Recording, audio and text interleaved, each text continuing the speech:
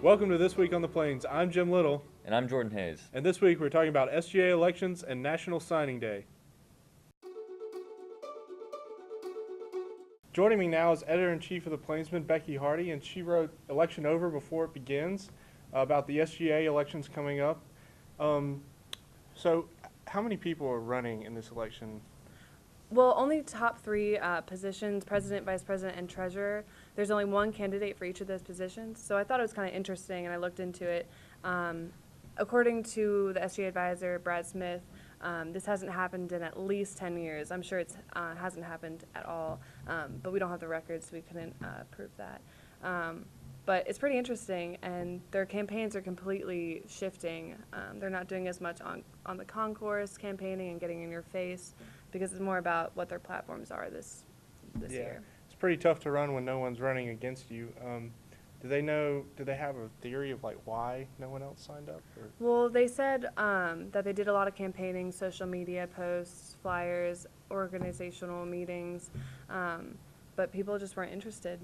It's really hard to tell why people didn't join, but we urge people to apply for those kind of positions to give us students more of a choice. Well, you can read that this week in The Plainsman.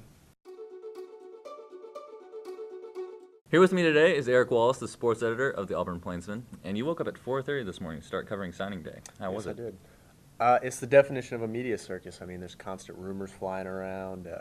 What you expect to happen doesn't happen. You got a lot of people asking questions, so you never really know what to expect. And this was my first time covering it, and it's definitely a stressful environment. So tell us about our top recruit. Yeah, Byron Cowart, he gave Auburn fans a little bit of a scare. He came out at 8 o'clock this morning. He had originally committed to Auburn. He put on the hat and everything, but then he proceeded to take several hours, getting his letter of intent faxed over to Auburn. And Auburn fans were very scared on social media. You could see it. They've had it in the past. Cyrus Quanajo came out and said he was going to go to Auburn, then sent his fax somewhere else. So Auburn fans were very worried, but he's a big-time recruit, and it's a good get for Muschamp and company. I got to ask about the doll. What do you think of that? I don't know about it yet. It's kind of creepy, to be honest. But if it works for him and it inspires him to play well, go for it, Chucky. You got it. All right. Thanks, Eric. No problem. Yeah.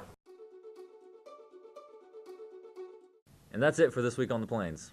You can read about more stories in this week's Plainsman. And be sure to check out This Week in Sports for more information on signing day.